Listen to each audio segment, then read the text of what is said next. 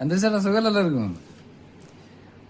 Attack is the best defence. അതായിരുന്നു ഇന്നലെ England versus Croatia മത്സരത്തിന് മുന്നേ ഇംഗ്ലണ്ടിന്റെ പ്ലേയേഴ്സിന് ഇംഗ്ലണ്ടിന്റെ കോച്ച് തോമസ് തുഷേൽ കൊടുത്ത നിർദ്ദേശം.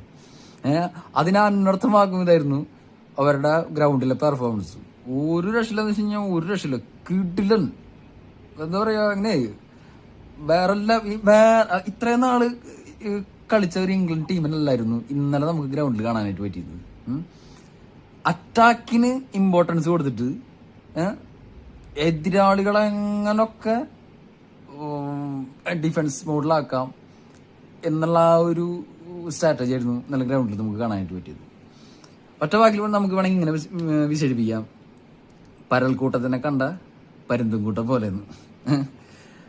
അതിനെ എന്താ പറയാ, അതുപോലെ ആയിരുന്നു ഇംഗ്ലണ്ട് അറ്റാക്ക്. ഏകദേശം 12 ഷോട്ടാവും ടാർഗറ്റ് അടിച്ചത്. 20 ഷോട്ട് അടിച്ചതിൽ 12 ഷോട്ടാവും ടാർഗറ്റാ.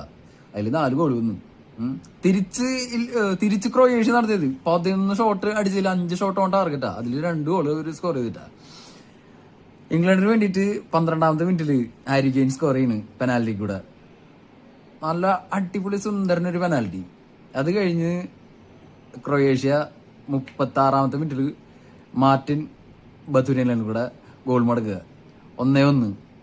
ഏകദേശം ഒരു 6 മിനിറ്റ് ആകുമ്പോഴത്തേനും ഹാരി കെയ്ൻ വീണ്ടും സ്കോർ ചെയ്യുന്നു. 2-1 സമനിലയിൽ കലാശിക്കുമെന്ന് വിചാരിച്ച ആദ്യ പകുതി കഴിയുന്നതിന്റെ ആ ഒരു എക്സ്ട്രാ ടൈമില്, ആദ്യ പകുതിയിലെ എക്സ്ട്രാ ടൈമില് പീറ്റർ മൂസയിൽ കൂടെ ക്രൊയേഷ്യ 2-2 എന്നുള്ള സമനില പിടിക്കുന്നു. ആദ്യ പകുതി സമനിലയിൽ അവസാനിപ്പിക്കുന്നു. തിരിച്ച് 2ാം പകുതിയിലേക്ക് വരുമ്പോ കഥ മൊത്തത്തിൽ അങ്ങോട്ട് മാറി മറിയ.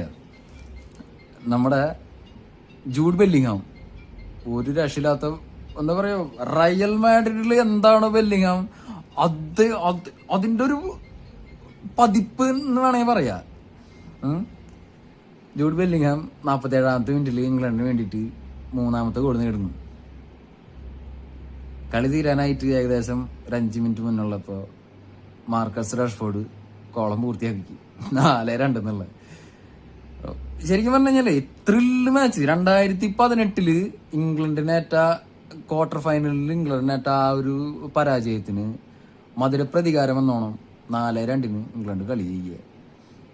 വേറെ ലെവല് ടീം. അതായത് ഈ തോമസ് തുഷേൽ എന്ന് പറഞ്ഞ ഇംഗ്ലണ്ടിന്റെ കോച്ച് ഈ ഒരു ടീമിനെ സെലക്ട് ചെയ്തെടുക്കുമ്പോ നെറ്റ് ചുളിച്ച പലർക്കുള്ള മറുപടി ആയിരുന്നു ഇന്നലത്തെ ഈ ഒരൊറ്റ മത്സരം. ആളെന്താണെന്നുള്ളത് ഈ ഒരു മത്സരത്തിൽ കൂടെ നമുക്ക് കാണിച്ചു തന്നാണ്. ഇതാണ് ടീം. ഈ ടീം വെച്ചിട്ട് സെമി ഫൈനൽ എത്താനായിട്ടുള്ള